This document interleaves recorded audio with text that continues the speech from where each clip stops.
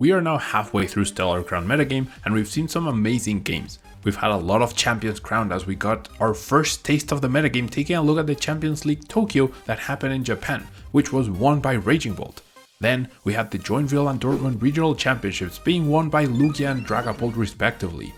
Then we had the special event in Lima, Peru being won by Terrapagos, which was very surprising. And then finally, we just had the regional in Louisville, Kentucky, won by Caleb Gettermer and his Raging Bolt deck.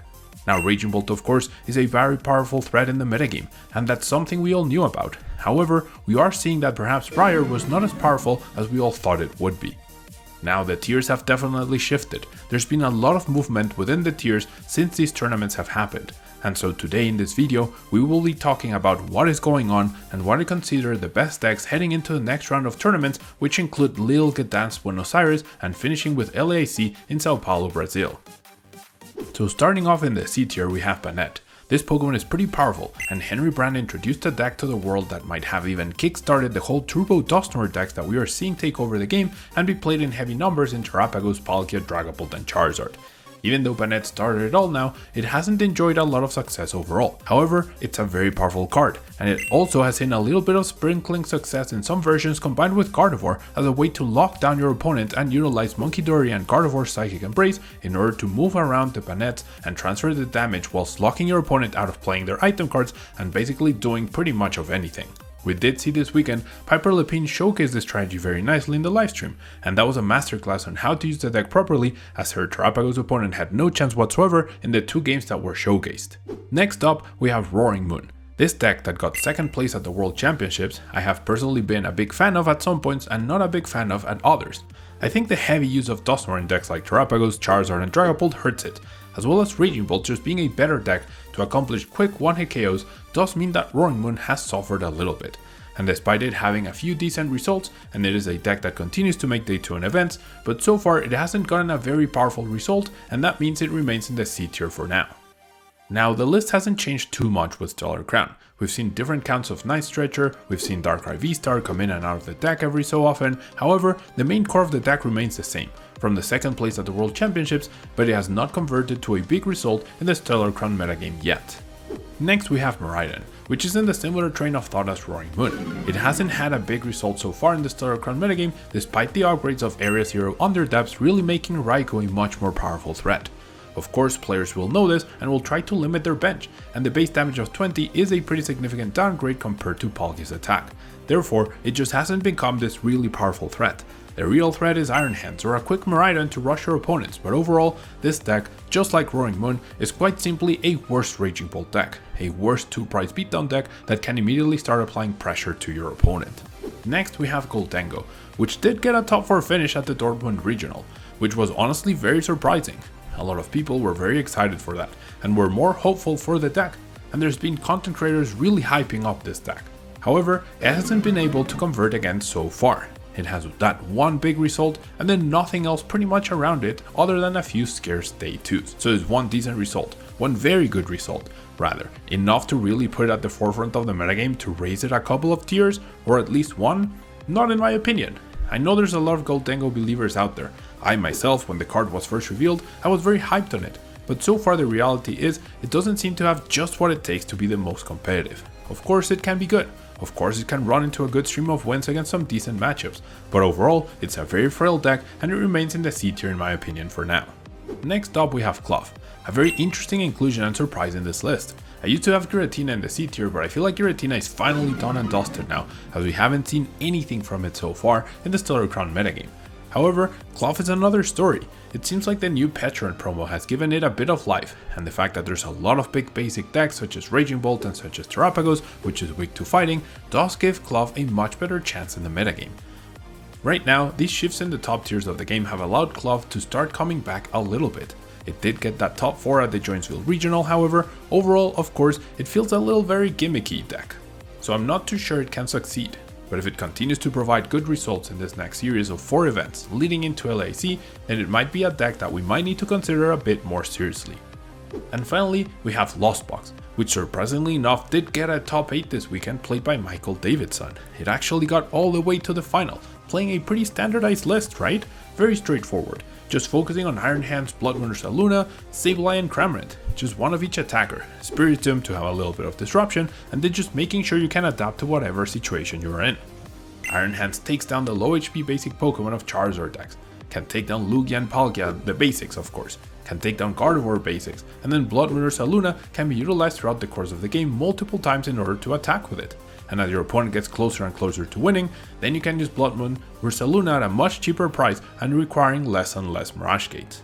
So pretty powerful attackers, really nice energy mix, and a lot of consistency for the deck. Hyper Turbo with 4 Pokestops, so perhaps Lost Box can get a little bit of support and power as we are seeing Raging Bolt dominate a bit more, with Regidrago, despite the Kyurem and it being the only deck that plays it, falling a bit off since the World Championships in this new style of metagame. So perhaps Lost Box has a little bit of life left in this new Stellar Crown metagame? And now moving on to the B tier, these 3 decks I feel are very powerful and can easily take down an event. However, they are all played in very few numbers, but they do tend to convert quite well. Now these decks are a very specific playstyle of essentially either adapting to what your opponent has and trying to out-research them, which is the case of Pidgeot, Control or Snorlax, or just not letting your opponent play the game, which is the case of Iron Thorns and also a little bit of Snorlax. So all of these decks are trying to deny their opponents from doing their normal strategies of being able to just go for a 2-2-2 and being aggressive. And so that's why all these 3 decks are in the same tier. I feel like this is almost like the Control tier at this point. Snorlax has been the most successful of the 3 decks in terms of numbers. It has gotten the most amount of day 2 so far in the Stellar Crown metagame, but it has not been able to convert really well other than that top 8 at the Joinville event in Brazil. However, it's a very powerful deck. It's a very annoying deck to play against, and a lot of people just absolutely hate the deck, which is understandable to an extent.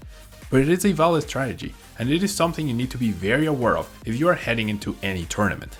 There's always going to be a few players who are very dedicated to Snorlax and these sort of control style decks, and so if you want to win the whole tournament, you have to take this into account.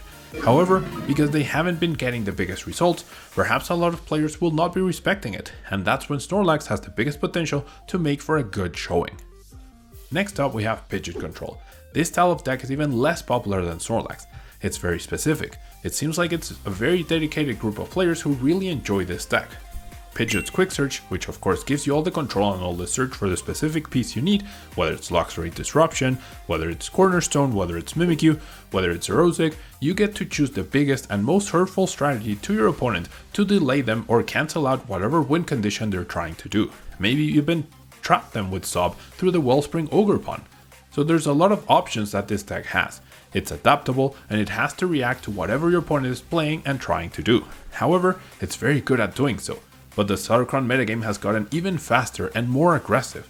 Therefore, these sort of decks always need to slow things down to their level to be able to adapt and keep their opponents contained. And that's where Pidgeot has not been able to be too successful so far in the Stellar Crown metagame. And finally, we have Iron Thorns. This deck is like the most normal of all 3 control decks in this tier. However, that is because it's a deck that wants to power up another Iron Thorns and wants to attack. And in the meantime, it will try to disrupt with Crushing Hammers or Enhanced Hammer, and it will try to attack the right Pokemon and pressure their opponent through Pokemon Catcher and by denying their opponent's abilities. They slow down the game to their pace, so no more broken Teal Mask Ogerpon's ability accelerating energy onto the board for Raging Bolt or Regidrago, no Charizard ability in order to power itself up immediately, no more Lugia trying to get those Archeops into play. Iron Thorns really brings the game back to the basics. Have my Pokemon attach an energy per turn, play my one supporter per turn, and slowly but surely take over the game. And so we arrive at the A tier. These decks are top tier decks. They've been top cutting and doing well and even winning tournaments. They're the top of the top, and if you want to do well at a tournament in the next 4 events in the Stellar Crown metagame, you should probably be playing one of these top decks as they give you the highest chance of success. Starting off with Gardevoir, Gardevoir is a deck that is at the bottom of this A tier as it can struggle against damage spread decks such as Regidrago and Dragapult, and especially Palkia Dusknoir, which can completely wipe away your board. However, against other decks it can trade very well, and it's especially powerful against Raging Bolt decks. So that makes Gardevoir a true top contender because of Raging Bolt's dominance and current top tier threat. Now, Gardevoir does have a lot of variations. Could be playing a sort of Henry Chow style of Turbo Gardevoir with the rare candies, or could be playing a more conservative approach as we had prior, similar to a list that we saw at NAIC. And there's also the combination with Banette, which once again did well this weekend and has been doing well overall. So you have all these different styles of Gardevoir, but the focus is on the single price super powerful Pokemon, and it's very key that you are able to set up with single price Pokemon. You don't rely on two price liabilities such as Quackability or Rotom, which can accelerate your opponent's win conditions if they just go after them immediately. And next we have Palkia, more specifically Palkia Dusknoir. The Palkia Terrapagos with RS0 did well at the Tokyo Champions League in this sort of Stellar Crown preview that we had. However, since then, it's all about Palkia Dusknoir, where I myself played that to Peru. I had a lot of hope, I really prepared for a tournament. Unfortunately, I wasn't able to convert to a good result. But Palkia has now shown its true power. It has been played to a top 4 finish at the Dortmund Regional Championship by Stefan Ivanov. It also got top 4 this weekend at the Louisville Regionals, played by Kyle. And this deck is extremely powerful. It was also favored by a lot of top players this weekend, such as Ian Robb, and that's why this deck definitely cemented itself as an A-tier deck. However, it can be frail. It does have that awkward turn 1 where it needs to establish its setup and then it goes off. Unlike something like Raging Bolt, which can immediately start applying pressure and taking knockouts right off the bat. That is a big difference between a powerful deck like Palkia and an even more powerful deck like Raging Bolt. This doesn't mean Palkia is a bad choice by any means, but it does need to establish a lot of 2 price liabilities early on in order to be successful. However, Greninja is a very powerful tool for it. It gives it a different weakness, it allows it to threaten the bench in different ways, it has a higher HP than Palkia, and it really benefits the deck with its 2 very powerful attacks. And I feel like this deck is definitely poised to get a regional win. So I fully expect in the next 4 events, Palkia Dusknoir should be cementing itself as a very powerful A-tier deck and perhaps even reaching S-tier eventually paired with Dusknoir. Next up we have Dragapult, a very powerful deck, which of course won the regional championship in Dortmund in very dominating fashion. We saw Ryuki give us a masterclass on how to play the deck and give us a very optimized build. Turns out without Pidgeot was the best way to play Dragapult. However, despite being a very popular deck this weekend at the regional in Louisville, it wasn't able to get a top 8 finish. Now it did have 4 finishes in the special event in Lima, so the deck is very powerful. It has continued to have a powerful presence and already has a win, so it's pretty much in between S tier and A tier for this deck right now. But I do think it needs a little bit more proven results in order to cement itself as an S tier deck. I expect a lot of great things from Dragapult, but perhaps it's time to start considering some specific Raging Bolt techs such as Farigiraf or perhaps Mimikyu as a way to try to slow down and take control of those games. And next, we have Regidrago. This very powerful deck has now become a solid A tier deck. It is still favored by a lot of players. It is one of the most versatile decks in the format, having such a wide range of different dragon type attacks to play with.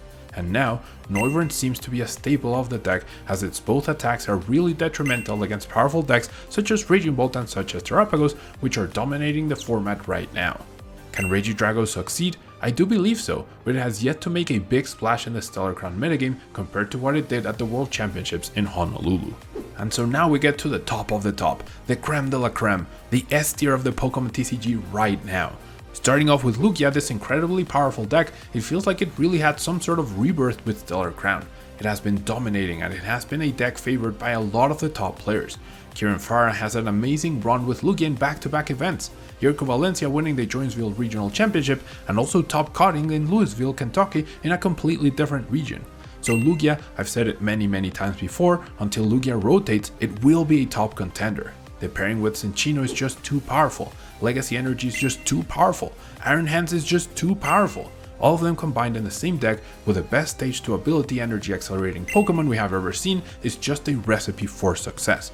So I feel like it's going to be really hard to dethrone Lugia at any point in the game because as long as it sets up, it's one of the best decks, no question about it. Next we have Terrapagos. First a deck that I didn't rank too high when I started my Stellar Crown testing. I wasn't very impressed by the Dusknoir version, but clearly I was not doing something right. Perhaps the Bouffalant were taking a lot of space in the deck. I was trying to play a more defensively minded Terrapagos variant. However, it is now clear that Terrapagos is a top tier contender, getting second place at Joinville, getting a lot of top 16 placements and beyond at Dortmund, winning the special event in Lima, Peru, and then getting another top 8 by Gabriel Smart this weekend at the Louisville, Kentucky Regional Championship.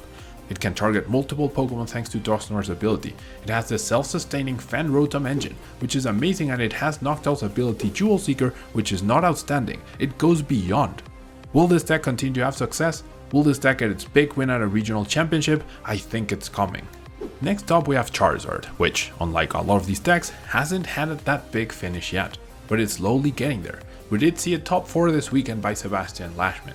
We did see a top 4 in Lima, Peru as well, with a very unique list.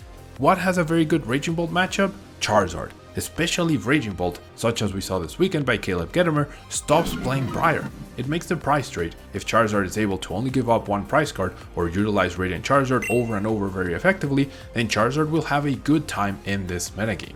Charizard can adapt. It has one of the best attacking Pokemon of the game in Radiant Charizard, as well as Charizard EX with its humongous HP, so I think this deck will still have something to say in the rest of the Stellar Crown metagame, and I do believe a win is in the cards for Charizard very soon. And finally, we have Raging Bolt. I think nobody will argue against this being the #1 enemy right now, and you really can't ask much more from a deck such as this one. Get your attacker out. A single supporter fully powers you up to start doing essentially unlimited damage. The 70 damage multiplier is perfect to 1-KO all the big threats with 4 or 5 energy, and Tilma's Cogerpon is the perfect partner to make sure that you're doing the right damage and accelerating energy from your hand. Cards that recover resources such as energy retrieval will also become draw and also become your damage output.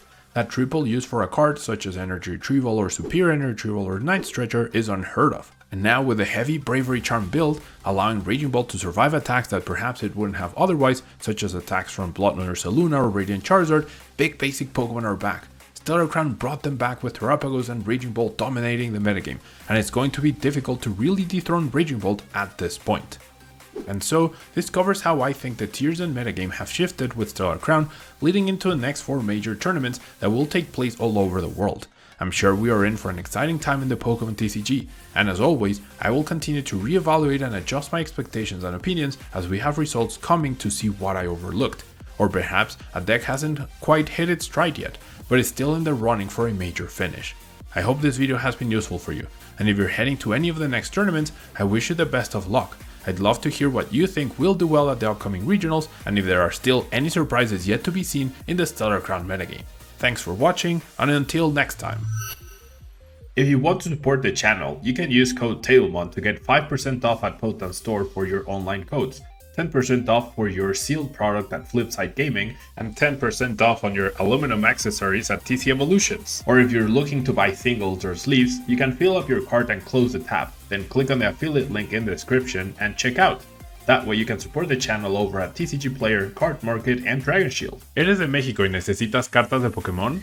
Busca Hyperbeam Cards en Facebook e Instagram. Y si estás en Tijuana, búscalos en el local C27 en el Centro Comercial Otay.